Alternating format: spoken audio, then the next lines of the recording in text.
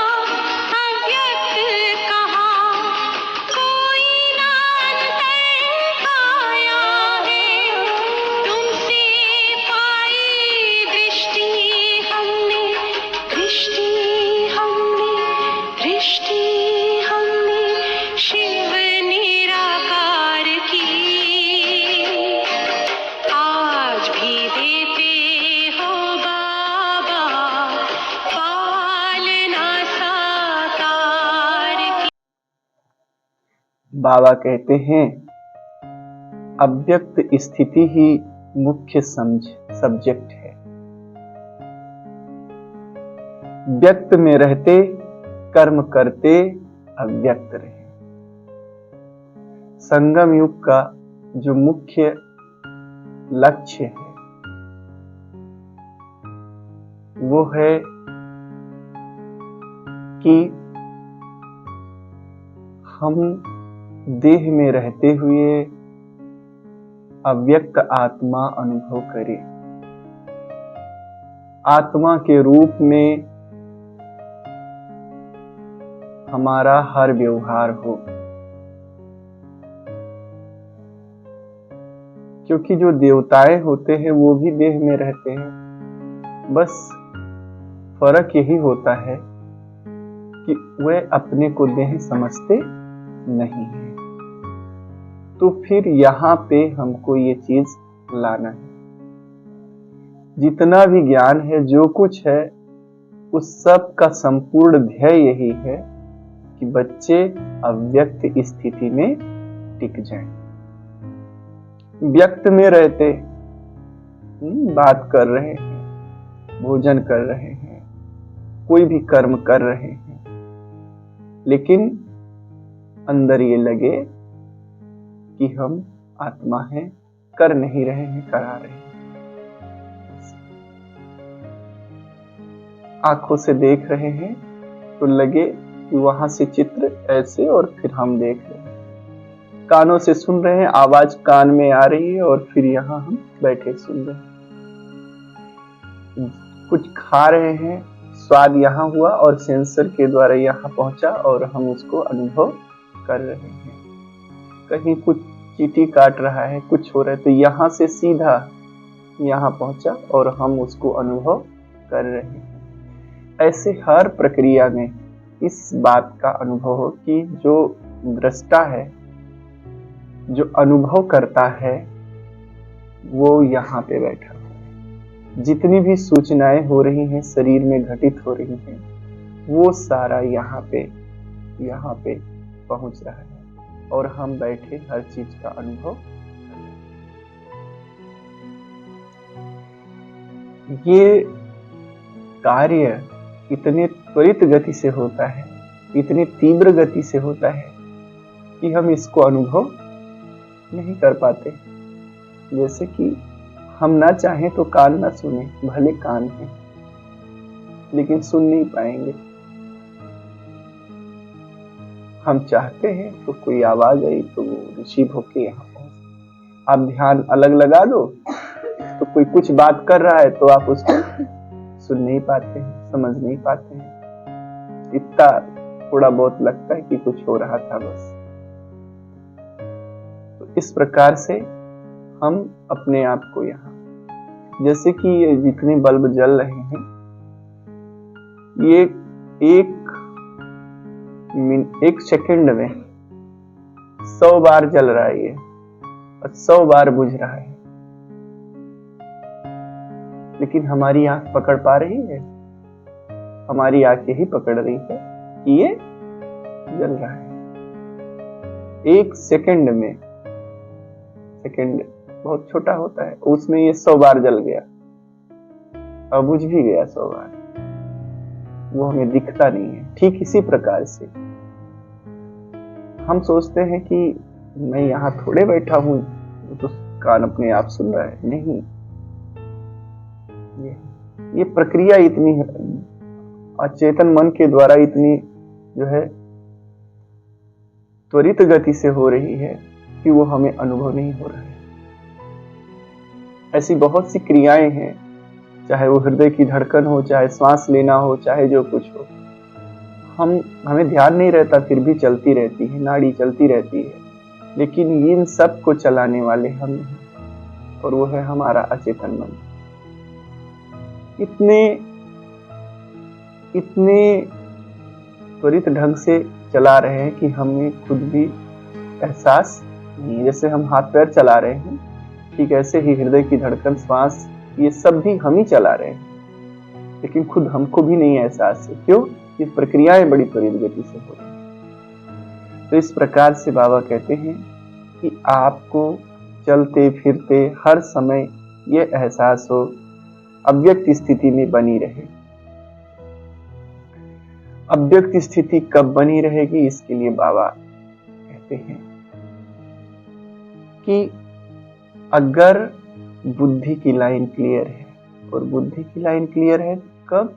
जब पुरुषार्थ की लाइन क्लियर होगी। अगर पुरुषार्थ की लाइन में कोई रुकावट हो तो उसे मिटाकर लाइन क्लियर करना है।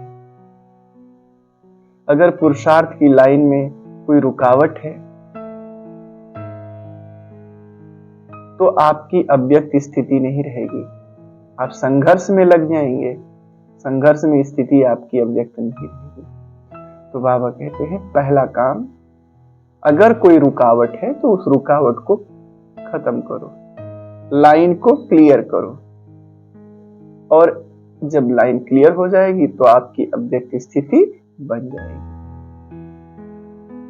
बाबा कहते हैं और क्या क्या उपाय अपनाओ अव्यक्त स्थिति बनाए रखने के लिए? स्व को देखो, पर को नहीं। स्व अर्थात आत्मा को देखो। स्वयं हम आत्मा हैं, और इतना ही अनुभव हो, देह दिख रहा है लेकिन हम जान रहे हैं कि मालिक जो है वहां है। जैसे कोई मोटरसाइकिल पे सवार होकर व्यक्ति आता है, हम दरवाजा खोलते हैं तो हम गाड़ी को देखते हैं कि व्यक्ति को देखते हैं? व्यक्ति को देखते हैं। दिखती गाड़ी भी है, ऐसा नहीं कि गाड़ी दिख ही नहीं रही, व्यक्ति को देख रहे हैं, लेकिन हम देख रहे हैं व्यक्ति को, दिखती गाड़ी भी। ठीक ऐसे ही दिखेगा शरीर भी, लेकिन हमारा ध्यान आत्मा पे हो, हमारा कॉन्शियसनेस ये हो कि हम आत्मा से बात कर रहे हैं।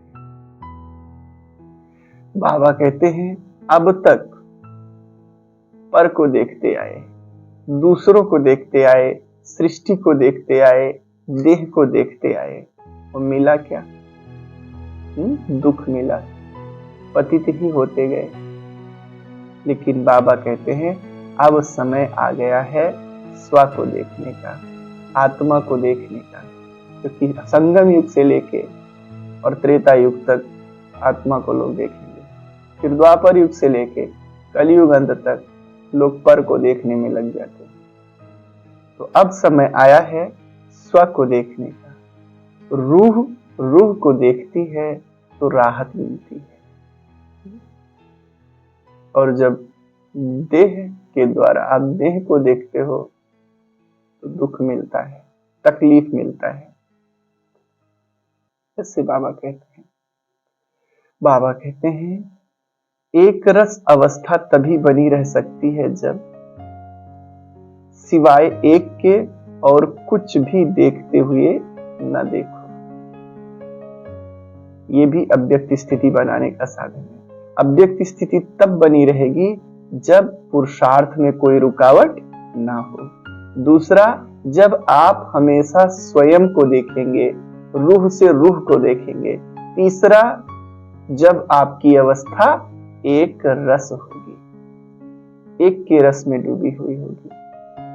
अब एक रस में बहुत सी चीजें आ गई, जैसे कि हम मान लिया जाए कि मोबाइल पे कोई गीत संगीत देख रहे हैं तो भी वो दूसरे रस में आ गए ना, कुछ और कर रहे तो दूसरे रस में आ गए। अब वो दूसरे रस में जैसे बिना मन के जाओ, जैसे बाबा कहते हैं कि आवाज में आना अच्छा लगता है या सेवा करना है इसलिए मजबूरी में आवाज में आते हैं। तो ऐसे जो दूसरे रस हैं उसमें जाना अच्छा लगता है या कुछ जरूरी है इसलिए आप उस दूसरे रस में जाते हो। ये ध्यान रखना है कि हमारे अंदर की स्थिति कैसी है। फिर बाबा कहते हैं चैतन्य यादगार, आंतरिक स्नेह में रहो, परमात्मा स्नेह में रहो, आत्मिक गुणों के स्नेह में रहो, तो आपकी अव्यक्त स्थिति बनी रहेगी। बाबा कहते हैं कि समय की पुकार है, अब नहीं तो कभी नहीं। पुरुषार्थ को तेज करो। संगम का एक सेकंड कितना बड़ा है। एक सेकंड कई जन्मों की तकदीर बना सकता है। हमें अपने समय और संकल्प दोनों को सफल करना है। 5000 वर्ष और कहां 100 वर्ष, तुलना करो तो पता चलेगा कि एक एक सेकंड, एक एक घंटा कितने वर्ष के बराबर है, तुल्य है। तो इसलिए बाबा कहते हैं कि समय और संकल्प को सफल करो। अब जंप करना है। दौड़ने का समय खत्म हो गया, अब आपको जंप लगाना है। जंप लगाने का मतलब क्या है? स्कूल में तो जंप लगाना वो कहते हैं, कूदना। जंप लगाने का मतलब है एक सेकंड में बहुत बातों का परिवर्तन करना, जल्दी जल्दी अपने अंदर के स्वभाव संस्कार को बदलना। इसको कहते हैं जंप लगना। अभी अभी आप ये थे, लेकिन अभी आपने स्वभाव अपने उसको बदल लिया, अब आप वो हो गए। तो ऐसे जो द्रुत गति से बदलाव है उसको कहेंगे बाबा जंप लगाना। पुरानी आदतें, पुराने नेचर, पुराने संस्कार, इन सब को एक सेकंड में बदलकर ईश्वरीय बनाना, ईश्वरीय स्वभाव बनाना, ईश्वरीय संस्कार बनाना, ईश्वरीय नेचर बनाना, इसको कहेंगे जंप लगाना। ऐसे बाबा कहते हैं इस समय कब कर लेंगे इसको खत्म करो।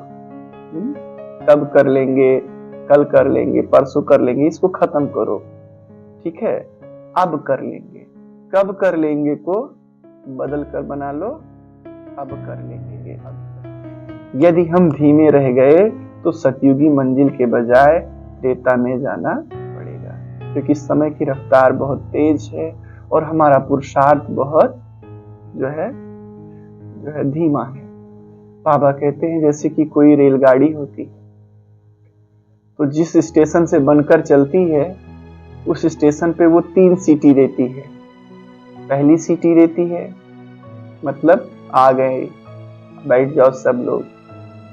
कुछ समय बाद दूसरी सीटी देती है कि भी जो खड़े हो वो भी बैठ जाओ। तीसरी सीटी पे क्या होती है, चल देती है। अगर उस समय आप बैठने की सोचेंगे, अपना बैगेज लादने की सोचेंगे तो आप रह जाएंगे। हो सकता है गाड़ी चलती रहे और आप बैठते रहो, एक्सीडेंट। तो ठीक इसी प्रकार से बाबा कहते हैं बच्चे, सबसे पहले तो 70 की बात है ना, तो सबसे पहले आपकी मम्मा गई, यज्ञ माता सरस्वती का शरीर छूटा, तो पहली सीटी हो गई। इसका मतलब अब समय करीब है। फिर साकार रथ भी चला गया, ब्रह्मा भी अव्यक्त हो गया, तो दूसरी सीटी हो गई।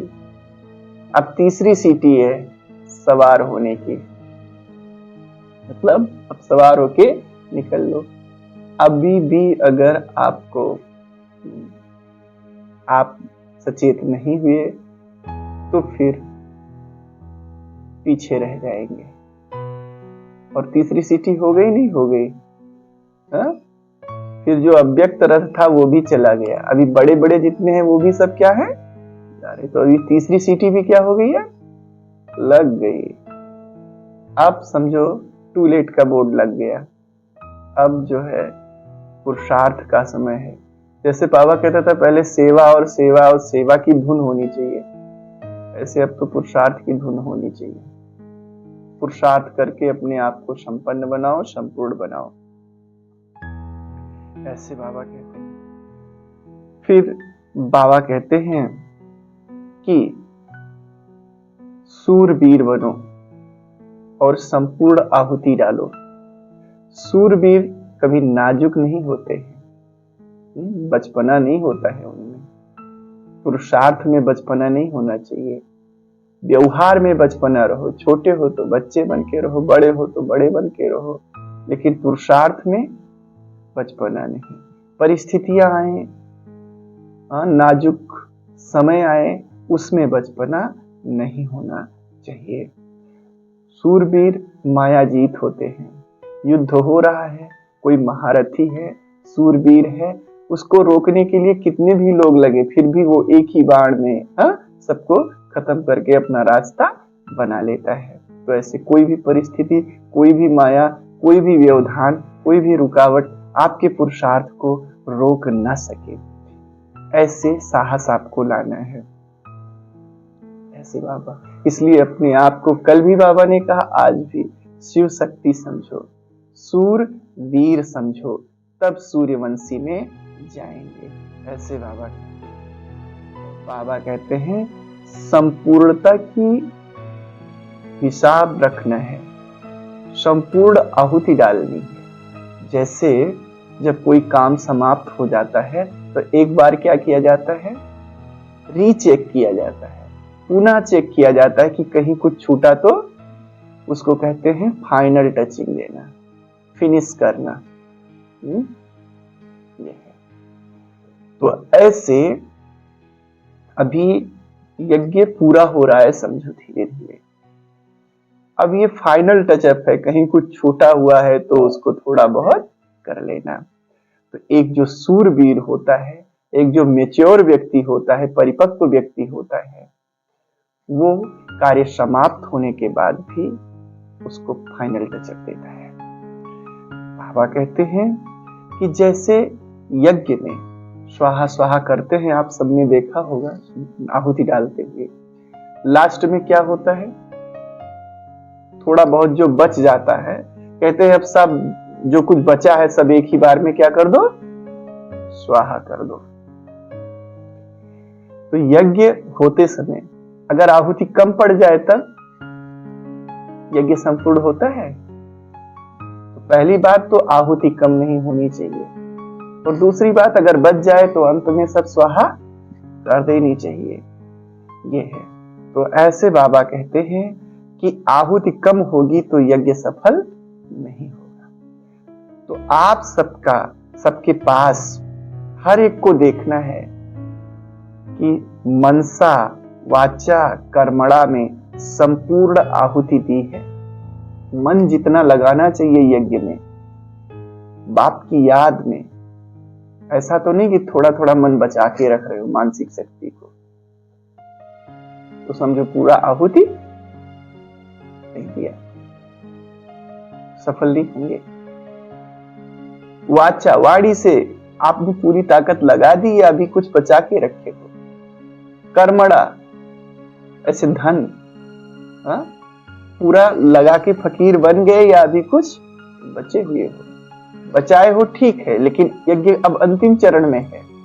तो अंतिम चरण में जो कुछ मनसा शक्ति बची है, वाणी की शक्ति बची है, कर्मणा बचा है, धन बचा है, सब क्या करो, बटोर के क्या करो, पूरा स्वाहा कर दो। ऐसे बाबा कहते हैं, तब माना जाएगा कि आपने अपनी संपूर्ण आहुति दी। जब संपूर्ण आहुति दे देंगे तब संपूर्णता आएगी आप, तब यज्ञ सफल होगा आपका। ऐसे बाबा कहते हैं। फिर बाबा कहते हैं कि ब्राह्मणों को परिवर्तन करना है, और ब्राह्मण कुल की रीति रस्म ही है कि वे बोल से नहीं बल्कि चलन के द्वारा, चेहरे के द्वारा बाप का साक्षात्कार कराते हैं। लोग पूछेंगे, जब आपके चलन में, चेहरे में ज्ञान होगा तो लोग पूछेंगे, और पूछते भी हैं कि आपको ऐसा किसने बनाया, आपको ज्ञान देने वाला कौन है। उस समय उत्तर आएगा, हाँ, भगवान ने हमको रचा है, हमको ऐसा बनाने वाला भगवान है। यही बाप की प्रत्यक्षता है। तो बाबा के कुल की रीति है कि हमारी चलन, हमारे संकल्प, वाणी, हर कर्म क्या हो, सुखदायी हो, दूसरों को सुख देने वाले हो। दुनिया के लोग तो कांटे बन गए हैं एक दूसरे के लिए, लेकिन हमारे चेहरा भी देखे कोई तो सुखी हो जाए, वाणी भी सुने तो सुखी हो जाए, हमारे व्यवहार में आए कोई तो सुखी हो जाए, ऐसा बनाना है। हमारे चाल चलन, चेहरा अलौकिक हो, सुखदायी हो, हम दूर से ही न्यारे और प्यारे दिखे, ऐसे। फिर आज बाबा हम बच्चों को चेकिंग की विधि बताते, कल भी बताए थे, आज भी, कि हमें कोई भी कार्य करना है तो कार्य करने से पहले भी चेक करना है, बीच में भी चेक करना है, और कार्य समाप्त हो जाने के बाद में भी चेक करना है। आदि, मध्य, अंत, तीनों स्तर पे हमें चेकिंग करनी है। कार्य प्रारंभ होने से पहले की तो हम सब जानते थे, उसको चेक करना है, उसकी योजना बनानी है। बीच में जब कार्य हो रहा है तब चेक करना है कि कार्य योजना अनुसार हो रहा है या नहीं। अब कार्य हो गया, फाइनल हो गया, सेवा हो गई, उसके बाद में पुनः बैठ करके आपस में चेक करना है, उसको कहते हैं समीक्षा करना। जब कार्य खत्म हो जाए तो समीक्षा करना है कि योजना जो हमारी थी उस अनुसार कितना कार्य हुआ, कितनी सफलता हुई, कुछ और अच्छा किया जा सकता था क्या, किसका रोल परफेक्ट था, किसका थोड़ा कम परफेक्ट था। ये बात करने पे क्या होगा, जिसका कम परफेक्ट होगा वो अगले के लिए फिर से परफेक्ट बनाए। तो कार्य के बाद में ये नहीं हो गई सेवा बस उसके बाद भूल जाओ, आपका फाइनल टचअप क्या होगा, उसकी समीक्षा करना। समीक्षा करने के पश्चात समझो अब आपका सेवा, अब आपका कार्य पूरा हुआ। कमी, अच्छाई, कमजोरी जो कुछ है उसको हमने देख लिया, ताकि वो हमारे अगले प्रोग्राम में वैसा ना हो। तो बाबा हमें त्रिस्तरीय चेकिंग बता रहे हैं। शुरुआत में करना है, मध्य में करना है, और अंत में जब हो जाए प्रोग्राम उसके पश्चात उसकी आपस में बैठ करके समीक्षा करनी है, ऐसे। और व्यक्तिगत स्तर पे क्या चेक करना है, बाबा कहते हैं व्यक्तिगत स्तर पर यह चेक करना है कि हर व्यक्ति व्यक्तिगत स्तर पर यह चेक करे कि योजना बनाने से पहले, कार्य करने से पहले क्या हमारी स्थिति अव्यक्त थी। बीच में चेक करना है, आप हम भाषण दे रहे हैं, हम आपको सुना रहे हैं कुछ, और इस सुनाते हुए समय में भी एक सेकंड में खुद पे गौर कर लेना है कि क्या हम अव्यक्त स्थिति में बोल रहे हैं, क्या इस समय हमारी स्थिति अव्यक्त है? क्या इस समय हमारे अंदर बाप की याद है? ये भी चेक करना है। और अंत में जब ये क्लास खत्म हो तब पुनः इसे हमें देखना है, क्या और बेहतर हो सकता था? कोई और तरीका है क्या? ऐसे तो इस प्रकार से बाबा हम बच्चों को बहुत कुछ अच्छी अच्छी बातें बता रहे हैं। आज की मुरली की तुलना हम दौड़ से कर सकते हैं। जैसे कोई दौड़ होती है तो उसमें अगर कोई अपना सामान लाद के दौड़ रहा है या दौड़ते समय इधर उधर देख रहा है तो वो रेस में क्या हो जाएगा? पीछे हो जाएगा। सामान लादना माना व्यर्थ। अगर ऐसे ही हम अपने व्यर्थ संकल्पों को लाद के दौड़ रहे हैं, हमारी बुद्धि की लाइन फोकस नहीं है लक्ष्य पर, सीधी नहीं है, क्लियर नहीं है, अपनी 100% हिम्मत हम नहीं लगा रहे हैं तो हम पीछे हो जाएंगे। और अगर लगा रहे हैं तो हम विजयी बनकर पहली पंक्ति में आ जाएंगे, सतयुगी सूर्यवंशी के मुकुटधारी अधिकारी बन जाएंगे। अच्छा, ओम शांति।